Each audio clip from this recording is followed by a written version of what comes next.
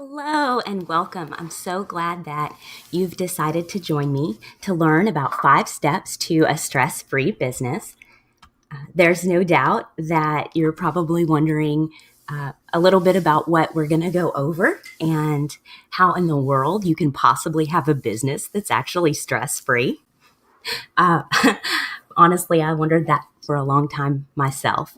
But before we get started, you will find down below a link to the solutions worksheet and go ahead and download it if you're a fan of taking notes and thinking up ideas during a webinar.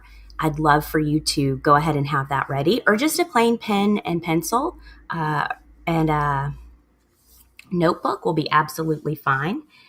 Feel free to just jot down any questions that you may have and email me what those may be afterwards. I'm happy to respond. I want to make sure that you get the most out of this.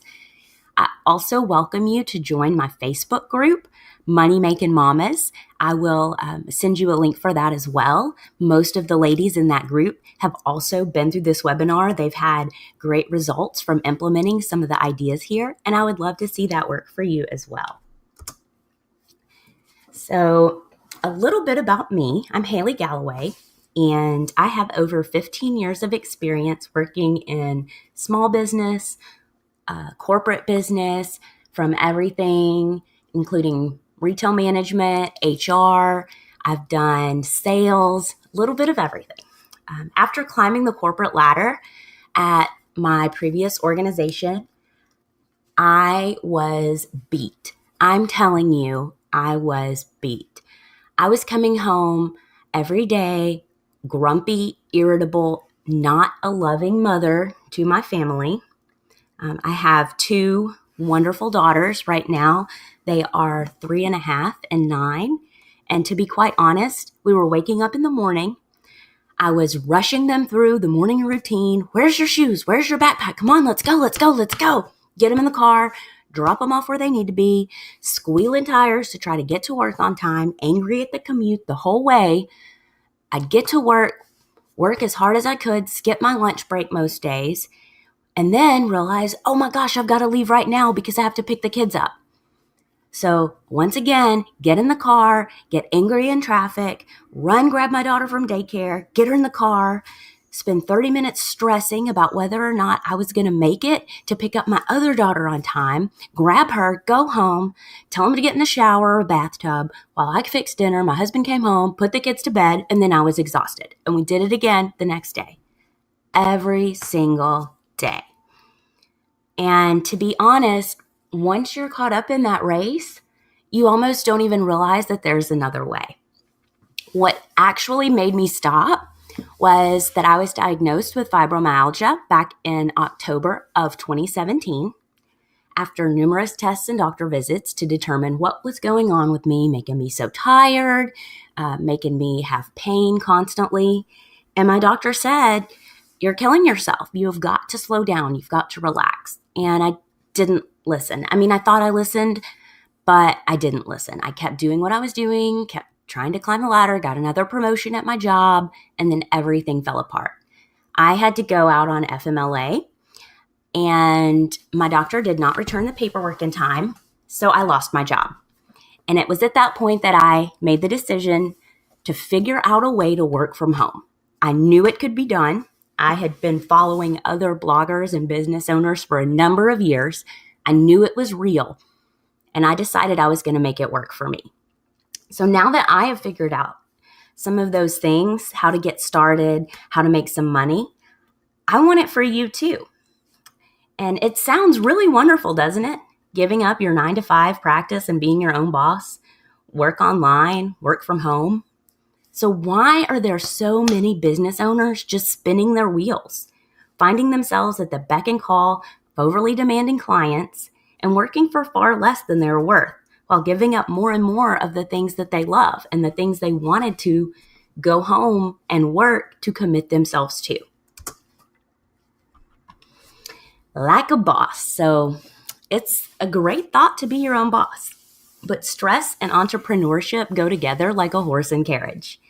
9-to-5 jobs provide a safety net, because even when you're the boss, there's still guidelines. There's rules, there's parameters, boundaries, and limits.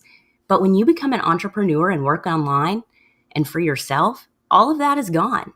You are the one responsible for everything and everybody. You are the one who sets the priorities, makes the rules, brings in the income, and pays all the bills. And you are the one who tries to live up to your own expectations as well as everyone else's and fulfill all the promises. If you don't have a system, and if you brush aside the need for boundaries or don't know how to effectively set your priorities, if you don't understand the importance of dealing with business stress before it gets you, it can all go up in smoke. That leaves you spinning your wheels and going nowhere. Compounding all of this is the fact that so many of us are perfectionists, and you know what happens to perfectionists. The moment they discover that they can't do everything perfectly, the moment they discover that the more tasks they finish, the more there seem to be, that's the moment that all perfectionists, including me, start procrastinating. And if they don't procrastinate, they burn out. All of that is stress. So how do you avoid the sort of business stress that sabotages, paralyzes, and ultimately whittles your confidence and self-respect down to zero, even while you're trying to help others gain it? If you put into practice the 5 steps I'm going to show you today, you'll discover what a difference this can make to your business. Make sure that you have your worksheet or a notebook ready to jot down your ideas, and stick around until the end to find out how you can join my 4-week business planning bootcamp designed to take you from stuck to stellar. Now let's dive in. One thing about running your own business, about being the business, is that so many entrepreneurs end up running the whole show. You don't just own the farm, you till the soil, feed the cows, muck out the pits, doctor their ailments and injuries, build the fences, erect a new barn, stay on top of the ordering and the bookkeeping and picking up the feed. It sounds kind of ridiculous, right? But it's a perfect illustration of what we end up expecting ourselves to do when running our own online businesses. So, as much as possible, plan to do only what you love most in your business and let everything else go. And if you can't let absolutely everything go right now, then plan now to delegate or outsource it in the future. Bye, Felicia. Okay. I absolutely love this quote by Ellen Goodman, and it says, "There is a trick to the graceful exit. It begins with the vision to recognize when a job, a life stage, a relationship is over, and to let go. It means leaving what's over without denying its value." All right, so time tracking is a great way to open your own eyes to what you really should and shouldn't be doing. If the thought of tracking your time for a week or two makes you procrastinate, then maybe the idea of knowing what your time is really worth will make it seem less painful. When you have entered days worth of data, you'll see what you need to charge per hour in order to achieve your income goal, and what you are really working for per hour right now. Knowing that your time is worth $150 an hour and realizing you are spending it trying to figure out why your autoresponder won't put your heading in a boldface font is a great incentive to decide which tasks to drop, delegate, or outsource. Those tasks, and even clients that don't make you light up, have no place in a stress-free business. If you hate having scheduled appointments, then maybe one-on-one coaching isn't for you. Set up a group coaching program instead and free up your time. For everything you don't love, you can use 3 sorting criteria on all those tasks that you are reevaluating after you've tracked your time. You can consider scrapping it, automating it, or outsourcing it. One trick is to make a to-don't list instead of a to-do list.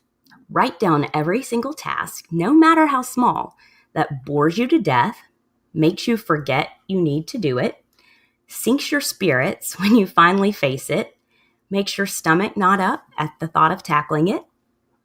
If you do it automatically but secretly dislike, if it always, always, always frustrates you, or if it makes you procrastinate or makes you feel stressed. Analyze why these tasks get to you.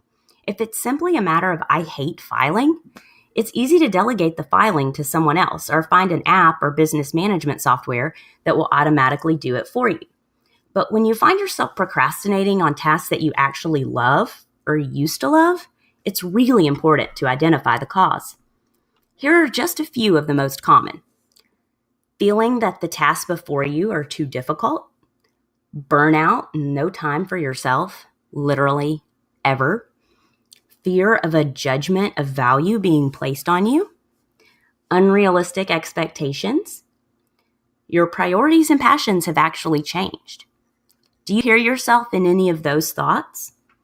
Getting it down on paper and taking the time to think about and evaluate your to-don't list is a vital step to eliminating the soul-sucking tasks in the right ways for the right reasons, as well as helping you gain a much clearer picture on where you do want to focus your energy.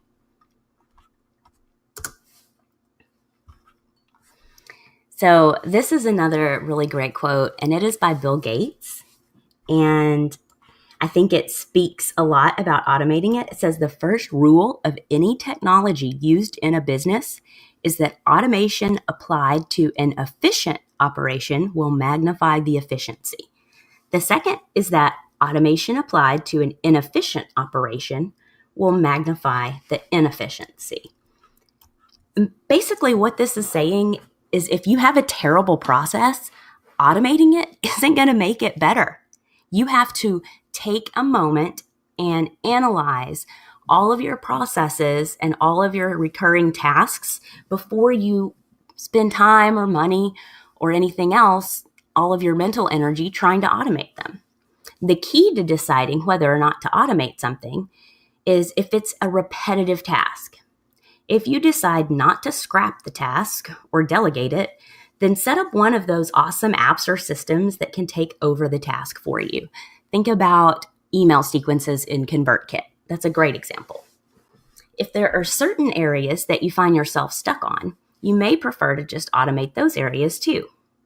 For example, if you wanted to try to combine a shopping cart, autoresponder, and lead page generator, then you can find a program or an app that will take care of that for you. If your particular nightmare is landing page creation, Lead Pages has some really fast and easy features. And if maintaining strong visibility via social media is the thing that you don't want to have to worry about, then use a social media management system that doesn't just recycle your posts, but also checks their trends, finds the best pieces of content from your archives, and schedules the most powerful piece at the right time. I absolutely love CoSchedule for this. If documents and forms are a major hassle, you can use DocuSign or HelloSign. And if you're a services provider, Fiverr offers a free app called &Co that will help you with your invoicing, your contracts, and even more. In almost every area of online business you can think of, there's a dashboard, a system, an app, or a tool for it. So set aside a time to analyze what you'd like to automate and try some of these systems out for yourself. Your final solution, and it's one you really need to plan for, even if you're just starting up your business, is outsourcing. Done properly, outsourcing is not just hiring freelance contractors. It's building a team. And this is just some food for thought, but if you deprive yourself of outsourcing and your competitors do not, you're basically putting yourself out of business. You're limiting how much you can grow. You're limiting your ability to scale your business, and you're going to run yourself into the ground. Now, you may have tried outsourcing before and found it just didn't work for you. Chances are you didn't know what to tell your contractor. You may have even hoped that he or she would mind read and do what you didn't even know she needed to do, but of course she didn't. So outsourcing doesn't have to be intimidating. You can make a plan and start with just one contractor at a time. What you get back when you do it right is a significant return on your investment. By paying the right contractor and delegating the right way, You will actually end up adding the value of their expertise and experience to your business operations and be able to generate far more in income than what you paid out in outsourcing.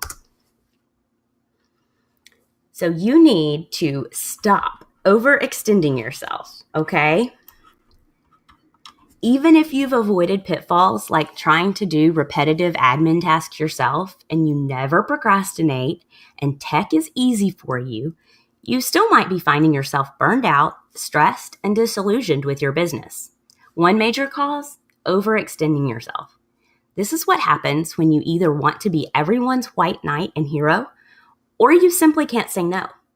If you work with clients, there's a tendency to always want to say yes, even when you know you don't have room or time or energy. Make a pact with yourself that you won't take on more clients than you can comfortably handle. Particularly, learn how to fire clients who are toxic. It doesn't matter how much they're willing to pay if these clients are draining you and making you feel like they're dragging you over the coals. It's time to say goodbye. This also goes for clients who don't respect your time or boundaries. You know, the ones that are always trying to push sessions over limit, make you late for the rest of the day's clients, phone you even when you're off duty, bombard you with emails, and never, ever put what you suggest or help them figure out into practice. And then there's permanently negative, toxic clients who don't really want to put the time in. They want you to solve their problems for them, and all they do is complain. Finally, you may get a client that you like very much and dearly want to help, but they have deep-seated issues or some kind of difficult situation in their life going on, ones that you know you're out of depth or out of your area of expertise with. The best help that you can give that particular client is to be really upfront about them not being ready for what you have to offer. Refer them to the right person instead and let them know she's welcome to come back whenever they're ready. But for now, you don't want to waste their money and keep them stuck. And I don't know if you've noticed, but the most demanding or negative clients are also often the ones who are most reluctant to pay you. Letting go of clients who drain you is not only vital for your emotional and physical health, it also opens the door for the right clients to come in, the ones that energize you and make you feel that coaching or services or Pinterest management is the most amazing career in the world. Are you the maid? That's one we need to think about, right? You need to stop overextending yourself at home, too. Hire a cleaning lady a couple days a week. Get your groceries delivered. There's tons of online services that are happy to do that. And now you've got the idea. You also need to get tough with the kids on their chores. You can learn to say no to your church group or other local organization, especially if you're the one that they always call on when someone else backs out or a last-minute issue comes up. Decide in advance how many hours per week you can volunteer without hurting your health, your well-being, or your own family time, and stick to it. Just learn how to say no in general. What would you say to a client who's always having their boundaries breached? Be your own client and get tough. And if you need a little booster shot about boundaries, make sure to check out Dr. Henry Cloud's book, Boundaries, When to Say Yes and How to Say No. It is a great book, and there's also an audio version if you prefer. All right, so step 3 is to find your financial sweet spot. Your financial position is another area that can bring a lot of stress to any business owner. Maybe you're short on startup cash, or if you've been in business a good while, maybe your problem is more like having a nervous breakdown because you need to pay contractors and affiliates on time. Perhaps you've had a couple of dry months, or you lost 3 clients in a row. Or maybe business has just been tapering off. Hello, summer slump. And now you're wondering where the money is coming from for your existing needs, much less expanding your business. There's a couple of real key things you can do to ease up some of this financial stress. The first is going to be to get rid of expectations. For example, if you've been putting things off and telling yourself you can't upgrade your business without X amount of dollars, or you can't advertise until you get to this level. Drop that script you've created for yourself. Instead, look for other ways to do what you need to do. Upgrade one step at a time. Maybe you can drop a subscription that you don't use or take that time to invest in automation and outsourcing. Above all, work on prioritizing and keeping your goals in sight. If money management and running business finances is your issue, don't waste your time purchasing courses about manifesting money out of thin air or thinking big. Instead, learn how to create a budget and make yourself stick to it. Develop a plan for your business and stop making decisions and purchases without a clear business goal in mind. Stressing over money is a drain on your energy and can negatively affect your relationship with your significant other or other family members. Decide where your financial sweet spot is. Make a plan to get there and then stick with it. Fourth tip is going to be to make time for you. Of course, all of the tools or mini courses on business in the world aren't going to help if you don't make time for yourself. Resist the urge to keep running on autopilot, telling yourself that you have to do it. Remember, that's what I said I did right before I crashed and burned. If you're working so much that you can't even stop to grab lunch with a friend, you're going to burn out. Don't wait until you hate your business before you do something about it. Schedule a regular appointment with yourself to get your hair done, have a massage, or just sit in the park. Even a few hours off each week can make all the difference. You know all the things you should be doing, but maybe you haven't done them yet. Get regular exercise, drinking water every day, eating your vegetables, setting time for some type of spirituality or meditation, yoga on a daily basis, and practicing an attitude of gratitude.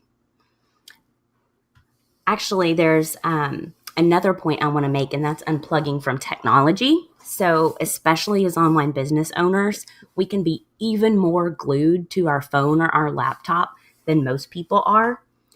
And you want to make sure that you have time to feed your soul and your mind as well as your body. So set a timer to remind you to get up from your seat and move around or go drink some water. And make sure that you also take time to connect with your family. If you decided to start an online business so you could stay home with your kids, don't just ignore your kids all day so that you can get your work done. Make sure that you take regular breaks to stop and interact with them. You can also employ simple tricks to boost your confidence in yourself and just your attitude in general. Get in the habit of finding 3 things you're grateful for each day. And then also get in the habit of finding 3 things that you're proud of yourself for accomplishing at the end of the day. You could also buy some fresh flowers for yourself, just as a little pick-me-up. Reward yourself at least once a week in some type of way. There are tons of creative hacks for just about everything to personalize an activity and make it yours. And it's not good for us to make excuses. I've got to get this done. I've got to get this done. We just need to stop and make sure that we are having a positive attitude and making sure that we're building the kind of business that we want to have for ourselves. If you're a creature of habit, you could just work on being more spontaneous. If you have the opposite problem, then maybe you want to work on not procrastinating and changing habits one small step at a time. You are enough. Regardless of how much you got done today or yesterday or last week, you're enough. Recognize that your business is you in more senses than you might think. Your business needs you healthy, well-rested, recharged, enthusiastic, and filled with that confident inner glow. Give yourself permission to take time for self-care, and it will come back to you tenfold in the renewed energy you bring to your business. Whatever me-time activities you choose, make sure they really do rejuvenate you, and they make you feel like you really are worth it. Not because of all the brilliant business activities that you do, just because you're you, and you are enough. The 5th and final step to a stress-free business is to put your blinders on. New business ideas, potential partnerships, must have software, and a host of other distractions cross your desk each and every day. Learn to ignore the ones that won't serve you well and won't serve you immediately so you can concentrate on what is actually working. Literally shut off the internet connection while you work if you don't actually need it. Put your phone on an answering machine or send it to voicemail during business hours, and do everything you can to protect yourself from your greatest enemies, overwhelm and reactivity. Overwhelm is really just distraction that we can't seem to turn off, and reactivity is just a bad habit where you just can't stop yourself from reacting in the moment. A lot of times I call this firefighting. You're so busy putting out fires that you don't actually get any houses built. But as we know, habits are hard to break. Many of you may be familiar with Joyce Meyer. She has some great inspirational content. But this says, getting organized in the normal routines of life and finishing little projects you've started is an important first step towards realizing larger goals. If you can't get a handle on the small things, how will you ever get it together to focus on the big things? So basically, if you're anything like me, and a lot of us business owners are, you're creative, you have a lot of great ideas. Maybe you've even, checked some things out on Pinterest. You've bought all of the pieces you need for the project, and there they sit. Or maybe you've collected all sorts of great content for your blog, but you've never quite gotten to the point where you edit it and publish it. Finishing these little tasks and getting them off of your plate is going to clear up mental space for you to be able to focus on the big tasks that you need to do. Also, if you're trying to replace a habit, try to replace it with something fun. If you're working on trying to plan and schedule each day, then get something with a built-in reward. Maybe at the Seinfeld where he checks off all the boxes, and when you get to 30 days in a row of making sure that you do your top 3 tasks every day, then you go for a day at the spa. Whatever it is, there's always an app or some kind of process ready to help you break a bad habit. So let's sum up what we've talked about during the webinar. Step 1, find ways to do what you love and let everything else go. Automate, outsource, or discard tasks that drain you or that don't directly allow you to generate income. Stop overextending yourself. Set clear boundaries and teach family, friends, and clients to respect you by first respecting yourself. You need to recognize your motivations when you refuse to say no. Are you reaping some sort of payoff? Do you like being the hero or even a martyr? Be very clear and honest with yourself about your motivations. That alone should help you set new boundaries that you can actually keep. Find your financial sweet spot. That spot where you'll be comfortable increasing your income and it won't feel so unreal you can't believe in it, nor will it be such a low number you're keeping yourself down by playing it safe. Make time for you. No excuses. You are hereby ordered to go have fun on a regular basis. Put your blinders on. Cut out overwhelm and distraction. Say no to reactivity. Set yourself up for success by working to re-hardwire your brain and change your habits. And one last reminder, if you're going to outsource parts of your business and build a team that supports and energizes you, start right now before you really need one. Start by planning to outsource and make a commitment that you'll cut business stress and have more fun, while making fabulous sums of money, of course. All right, so all of these things you can get to work on right away in your own time. I highly recommend doing all the exercises that I've talked about on the webinar. But if you'd like to start taking action right away, let me tell you about my 30-day business bootcamp that I just launched, and I'm so excited. So it's the 4-module self-paced training, complete with an action plan you can implement at the end of each module, and exercise worksheets to help make all the changes you need. It's especially designed for people just like you who feel like they started out wrong and made all sorts of errors, and now they're stuck with confusion and chaos in their business. Things like losing track of how many accounts you own, what companies you have accounts with, or even having trouble deciding what aspects of the business to get rid of and how to go about it. Transform your business from an expensive hobby to the business of your dreams with this quick and easy 4-week self-paced course. Here's what you'll do in each of the 4 modules. Module 1. Say goodbye to distractions and get back into your creative flow. The whole objective of this is going to be to make sense of the chaos. You're going to take inventory of your chaos without losing your mind or getting depressed about it. You're going to learn how to determine what is and isn't making you the right amount of money. You're going to get 10 tips for reducing your monthly expenses while making your business sleeker. You're going to learn how to reset your business and use your time to get back into the flow. You're going to know how to know what to get rid of, what to keep, and why you should keep it.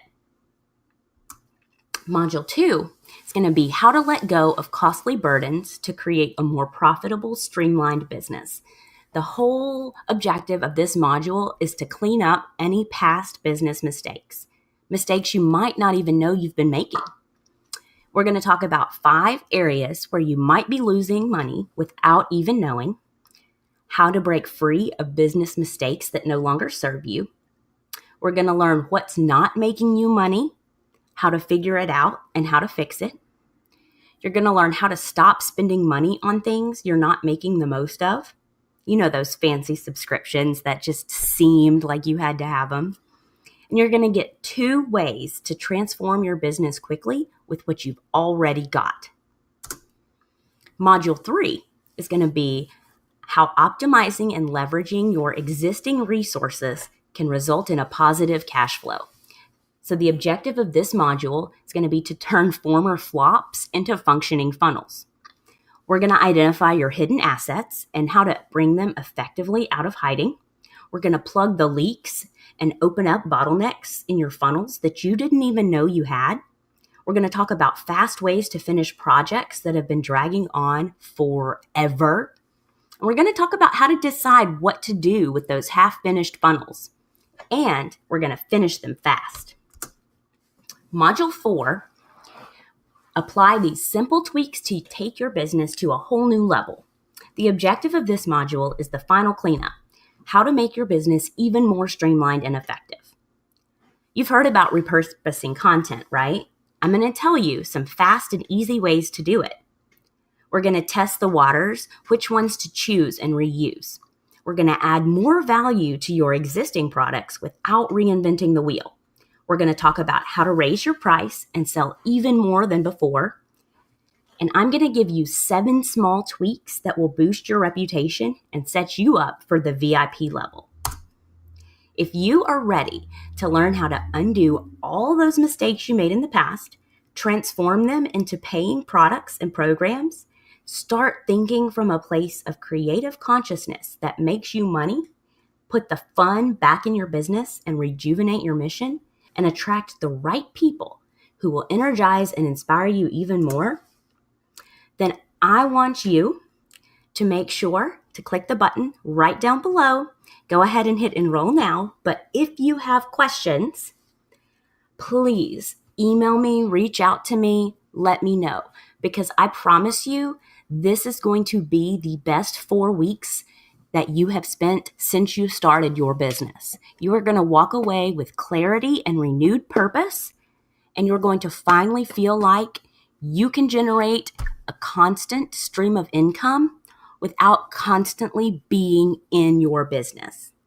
Thank you so much for spending this time with me.